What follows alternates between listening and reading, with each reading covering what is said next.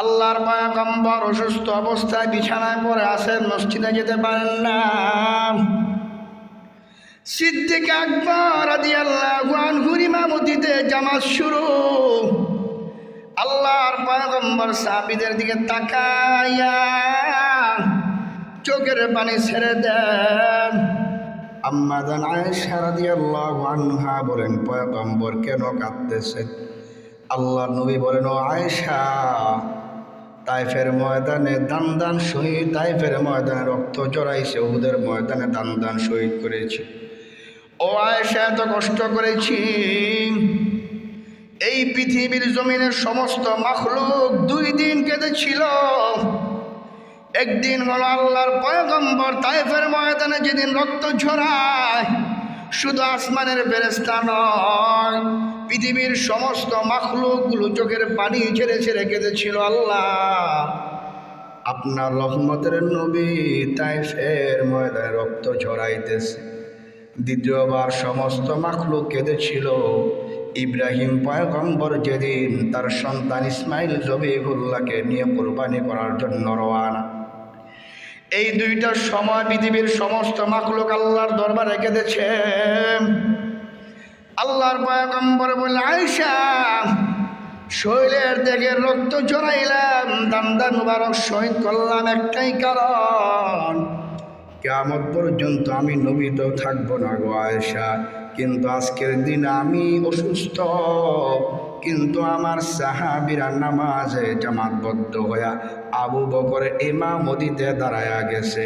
ও আয়েশা, আমার চোখের পানি এটা কোনো কষ্টের পানি নয়, এটা হলো আমি নবীর খুশির চোখের পানি।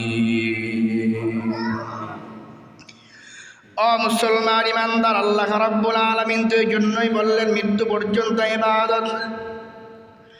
কোন বান্দা যখন বালেগ হয়, বালেগ হওয়ার সাথে সাথে রোজার বিধানটা যখন চলে আসে, প্রতি রমজান মাস আসবে রোজা রাখা লাগবে। এই রোজা যখন শুরু হয়ে যাবে, প্রতি রমজান আসবে, প্রতি রমজানে 29টা হোক কিংবা 30টা হোক, প্রতিটা মুসলমান বালেগের রাখার দরকার আছে না নাই?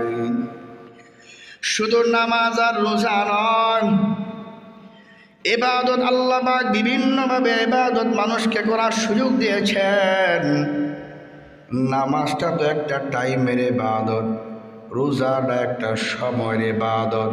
দেহের জন্য ইবাদত আছে, সময়ের জন্য ইবাদত আছে, সম্পদের জন্য ইবাদত আছে। ও বান্দা, 24টা ঘন্টা কেমনে ইবাদতে কাটাইবেন, এই রাস্তা আল্লাহ দিছেন কি দেন নাই?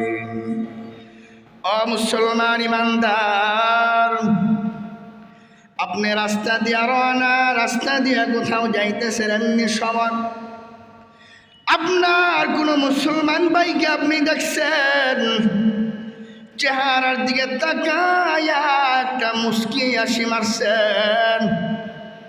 আল্লাহর পয়গম্বর বলেন, ও উম্মত, শুনে রাখো, তোমার ভাইকে দেখে তুমি সালাম দিয়েছ, পরে মুস্কি হাসি দিলা, এই যে এতটুকু আমল করেছ, তোমার আমল নামাটা যিনি ভারী করে দিয়েছেন তিনি কে?